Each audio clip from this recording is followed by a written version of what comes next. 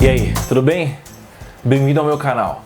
Eu me chamo Moacir Moda, eu tenho 10 anos de programação e eu sou líder técnico na Codivance. Aqui no meu canal você vai encontrar assuntos não técnicos sobre a nossa profissão tão técnica que é o desenvolvimento de software. E hoje eu quero falar sobre um termo muito utilizado ultimamente, mas eu vejo ele sendo pouco seguido na prática, né? Que é o famoso skin in the game. Como que surgiu esse tema, né? O Renzo gravou o último episódio do podcast dele, o Renzo Procast, um assunto muito interessante, né? Ele debateu a relação entre justiça e modelo de negócio. Existe modelo de negócio justo? Existe modelo de negócio não justo? Ele levantou a discussão foi muito boa, a conclusão dele foi muito boa, eu corroboro com grande parte do que ele falou ali.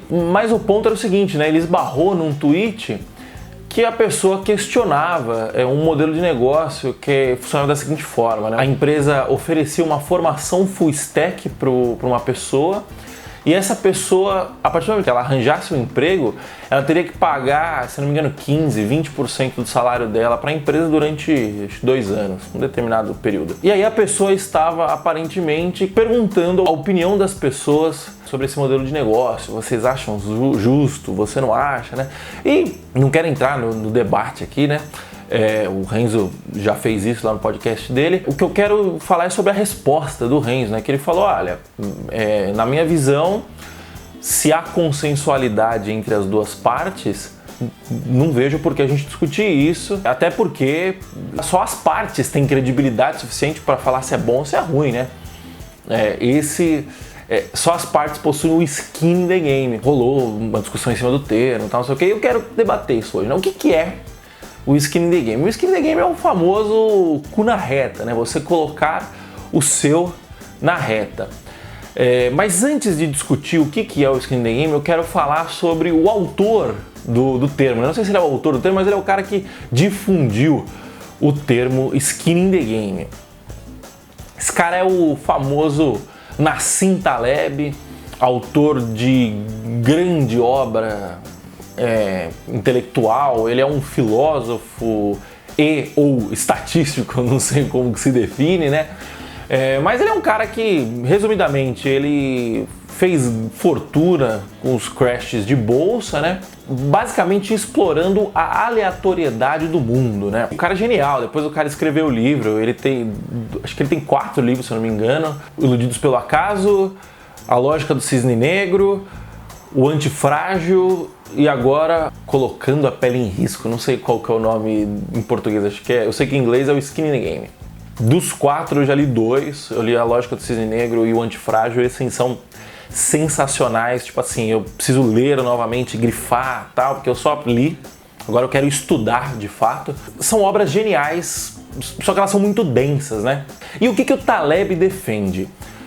Uma das premissas do Taleb é que o ser humano não sabe prever, não sabe fazer previsões. Por que o ser humano não sabe fazer previsões? Porque para você poder fazer uma previsão correta, você precisa considerar todos os cenários.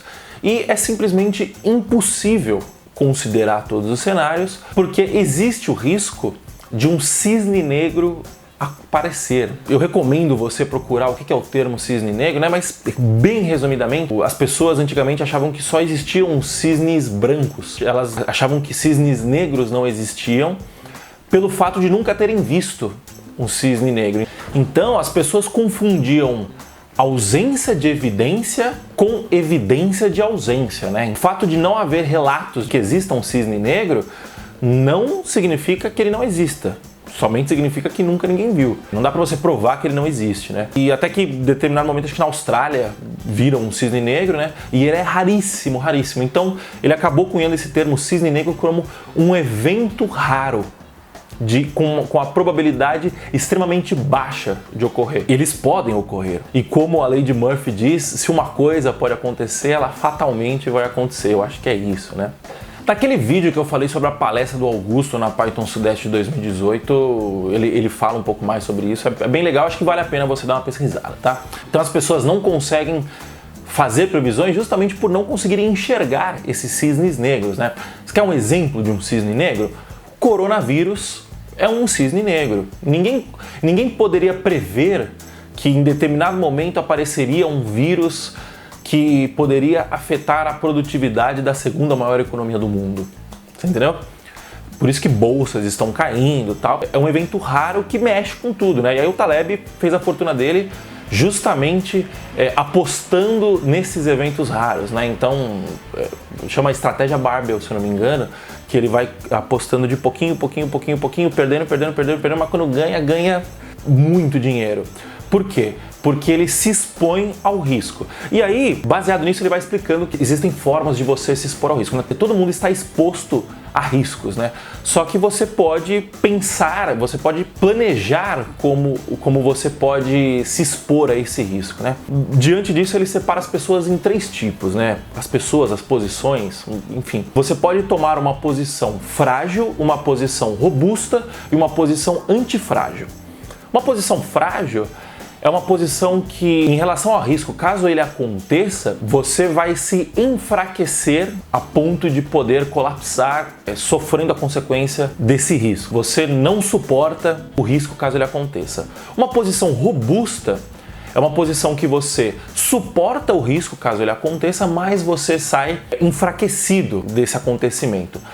E uma posição antifrágil é uma posição que, caso o risco aconteça, você sai mais forte desse risco. Então, ao apostar contra a bolsa, obviamente que o Taleb, ele conta no livro dele, né, que ele expõe acho que 90% do patrimônio dele a investimentos com riscos baixíssimos e 10% do patrimônio dele ele expõe investimentos com riscos altíssimos.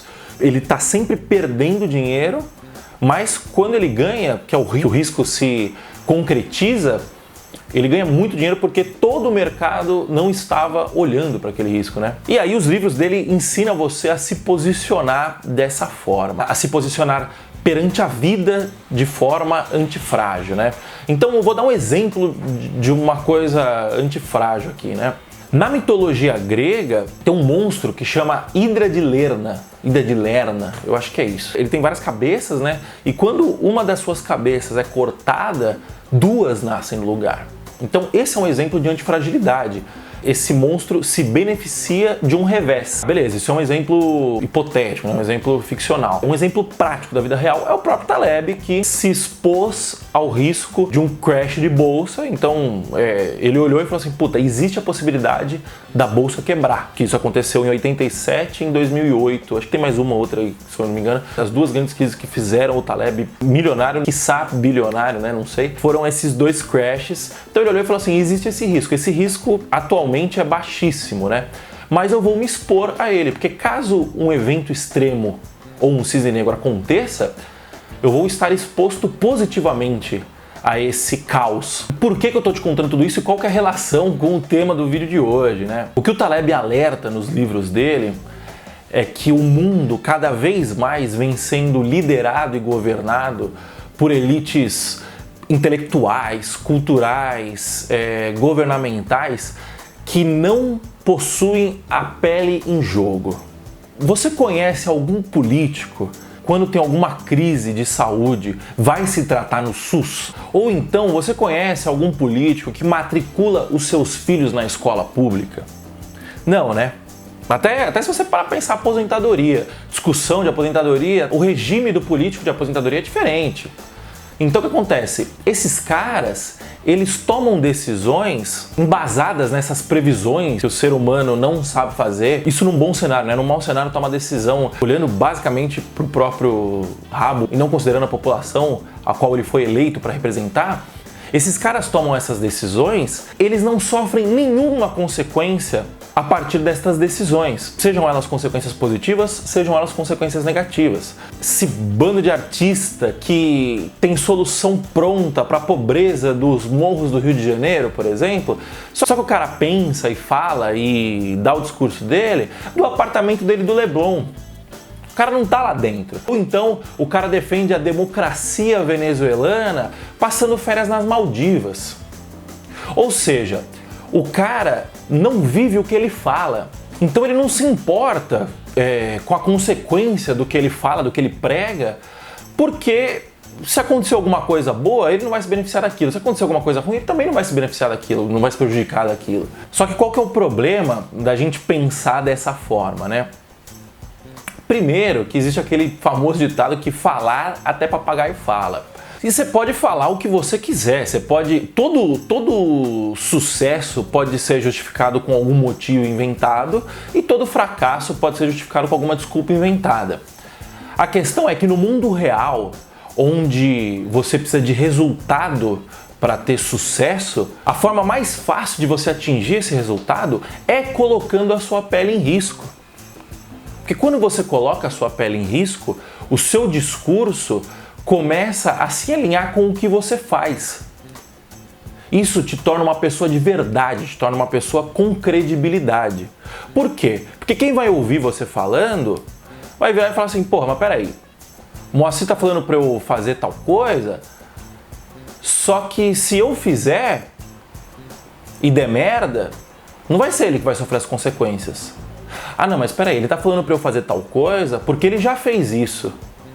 Então ele sofreu as consequências, sejam boas, sejam más. Então, ao você se posicionar como uma pessoa que fala, que faz o que fala, você se torna uma pessoa que é seguida pelo exemplo e não simplesmente pelo discurso. Porque o político ele ganha a vida com discurso, o artista ele ganha a vida com discurso.